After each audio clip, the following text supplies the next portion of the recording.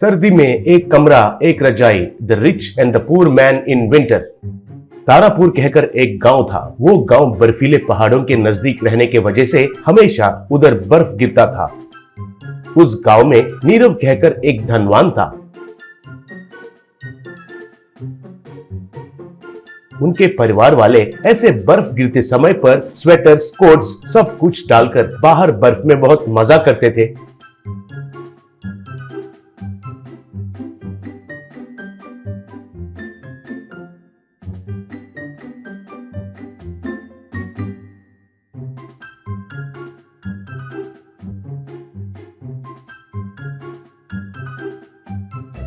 एक दिन ऐसे सब परिवार वाले मिलकर मजा कर रहे थे।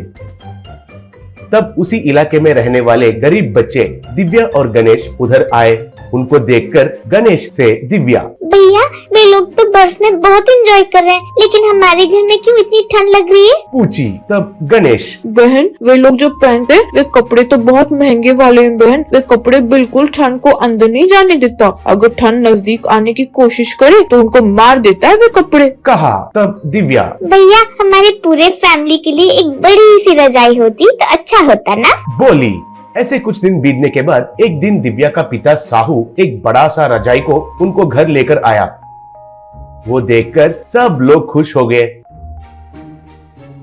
वे सब उनके झोंपड़े के अंदर उसे ओढ़कर अच्छे से सो जाने लगे। ऐसे एक बार दिव्या के परिवार वाले उस रजाई को ओढ़कर बाहर बर्फ में एंजॉय कर रहे थे तो उनको नीरव ने देख लिया। बाद में नीरव पुलिस को फोन करने के वजह से पुलिस वाले आकर साहू को गिरफ्तार करके रजाई को लेकर चले गए।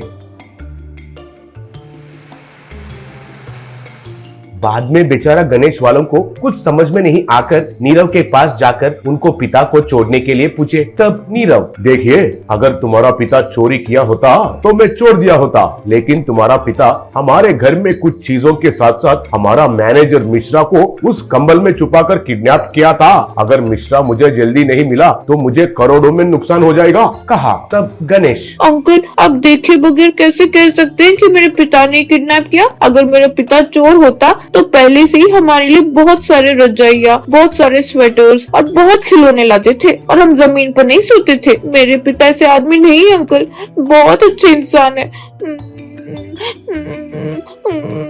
कहकर रो रहा था। तब उनको देखकर नीरव सोच में पड़ गया और बच्चों को कार में चढ़ाकर पुलिस स्टेशन लेकर गया। बाद में नीरव साहू से वो रजाई उसे कहाँ मिला है कहकर पूछा। तब साहू ने गांव के बाहर जेल के दीवार के पास मिला है कहकर कहा। तब नीरव के मन में, क्या जेल के बाहर मिला है? मेरा दुश्मन वो दीपक है। मिश्रा को मेरा बिजनेस सीक्रेट सब कुछ पता है कहकर उस दीपक को अच्छे से पता है और उसके ऊपर से मिश्रा आजकल उस दीपक के साथ मिलजुल कर रह रहा है कहकर मेरा स्टाफ लोग मुझे कह रहे थे। और सबसे बड़ा डाउट मेरा यह है कि वो जेलर खुद दीपक की जीजू है। ऐसा है तो वो मिश्रा जरूर उस जेल के अंदर होगा, लेकिन क्या कर सकते हैं? इन हालातों में किसके ऊपर भरोसा करना है और किसको ये बात कहना है, कुछ समझ में नहीं आ रहा है कहकर सोच रहा था। तब साहू नीरव से बात पूछा। तब नीरव साहू से सब कुछ बताया। वो बात सुनकर साहू, सर ये तो कोई परेशान होने की बात नहीं है। मुझे तो वैसे भी उस मिश्रा का किडनैप के केस में जेल में डालते हैं ना, मैं तो उस मिश्रा को अच्छे से पहचानता हूँ। मुझे अंदर जाने के बाद अगर वो मिश्रा दिखाई दिया और उसका मुंह नाक एकदम मार मार के चटनी बनाऊंगा, तब उसका इलाज के लिए उस जेल से चुपके से बाहर लाते हैं। तब आप उसको कैसे पकड़ेंगे, आपकी मर्जी है सर। कहा। उस विचार के लिए नीरव साहू का तारीफ किया। अगले दिन जेल में जाकर साहू पूरा जेल में मिश्रा के लिए ढूंढना शुरू किया। उधर एक कोने में चुपके से खाना खा रहा मिश्रा को पकड़कर खूब पीटकर उसका मुंह और नाक एक कर दिया।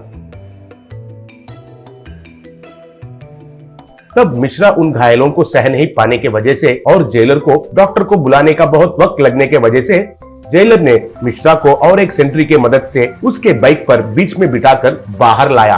तब बाहर नीरव पत्रकारों के साथ, कैमरास के साथ रेडी था। जेलर को मिश्रा को वीडियोस निकालकर रेड हैंडेड से पकड़ लिया। ये बात ऊपर के अधिकारियों को पता चलने की वजह से जेलर का नौकरी चला गया और मिश्रा को जेल में डाल दिए थे।